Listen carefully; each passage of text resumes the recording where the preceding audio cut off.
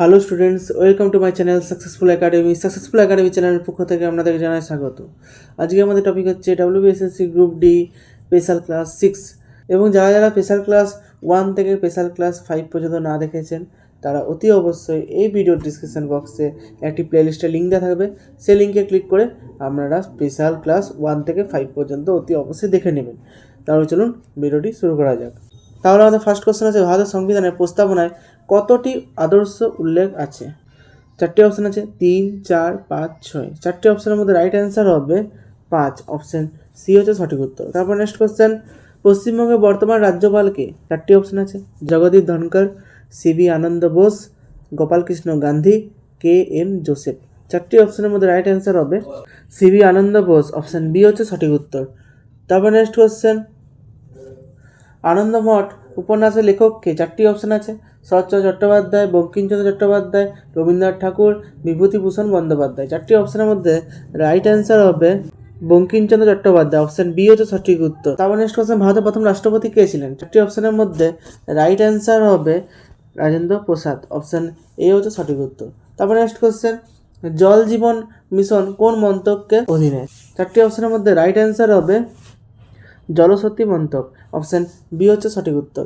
তারপর next question, পশ্চিমবঙ্গের দীর্ঘতম নদী কোনটি? চারটি অপশান আছে, দামোদর, তিস্তা, গঙ্গা, ময়ূরাক্ষী। চারটি অপশানের মধ্যে রাইট অ্যান্সার হবে গঙ্গা, অপশান সি হচ্ছে সঠিক উত্তর।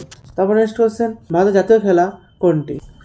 হকি, ক্রিকেট, কাবাডি, কোনোটি নয়। চারটি অপশানের মধ্যে রাইট অ্যান্সার হবে কোনোটি নয়, অপশান ডি হচ্ছে সঠিক উত্তর। তারপর নেক্সট কোশ্চেন, ব্লু রিভলিউশন সম্পর্কিত কৃষি, দুগ্ধ, মৎস্য, বন। চারটি অপশানের মধ্যে রাইট অ্যান্সার হবে মৎস্য, অপশান সি হচ্ছে সঠিক উত্তর। তারপর নেক্সট কোশ্চেন, ভারতের সংবিধান কার্যকর হয়? চারটি অপশান আছে, 15 আগস্ট 1947, 26 জানুয়ারি 1950, 2রা অক্টোবর 1949, 26শে নভেম্বর 1949।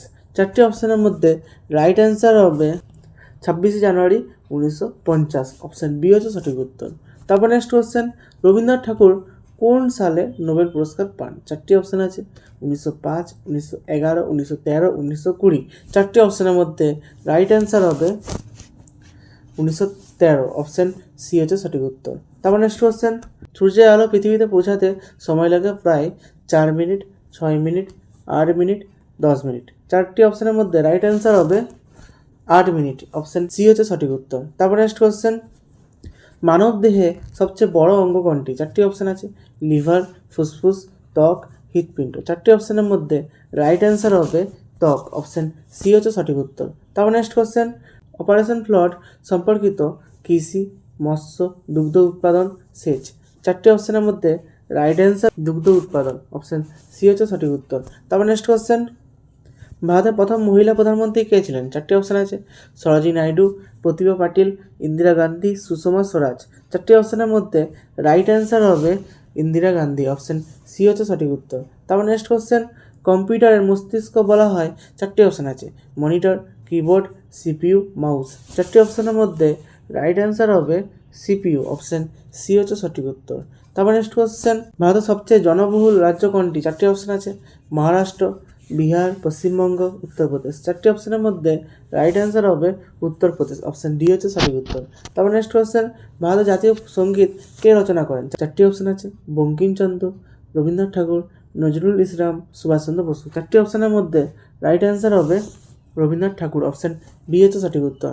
তারপর নেক্সট কোশ্চেন, পশ্চিমবঙ্গের রাজধানী কোথায়? চারটি অপশান আছে, দার্জিলিং, কলকাতা, শিলিগুড়ি, দুর্গাপুর। চারটি অপশানের মধ্যে রাইট অ্যান্সার হবে কলকাতা, অপশান বি হচ্ছে সঠিক উত্তর। তারপর নেক্সট কোশ্চেন, ভারতের প্রথম উপরাষ্ট্রপতি কে ছিলেন? চারটি অপশান আছে, রাজেন্দ্র প্রসাদ, রাধাকৃষ্ণন, জাকির হোসেন, VV গিরি। চারটি অপশানের মধ্যে রাইট অ্যান্সার হবে রাধাকৃষ্ণন, অপশান বি হচ্ছে সঠিক উত্তর। তারপর নেক্সট কোশ্চেন, কোন শাসক জাভা ও সুমাত্রা জয় করেছিলেন? চারটি অপশানের মধ্যে রাইট অ্যান্সার হবে প্রথম রাজেন্দ্র চোল, অপশান বি হচ্ছে সঠিক উত্তর। তাহলে ভিডিওটি আপনাদের কেমন লেগেছে অবশ্যই কমেন্ট বক্সে বলবেন এবং ভিডিওটিকে লাইক করে দেবেন এবং চ্যানেলটিকে অবশ্যই সাবস্ক্রাইব করে দেবেন। তাহলে দেখা হবে পরের ভিডিওতে অন্য নতুন কোনো টপিক নিয়ে। ধন্যবাদ।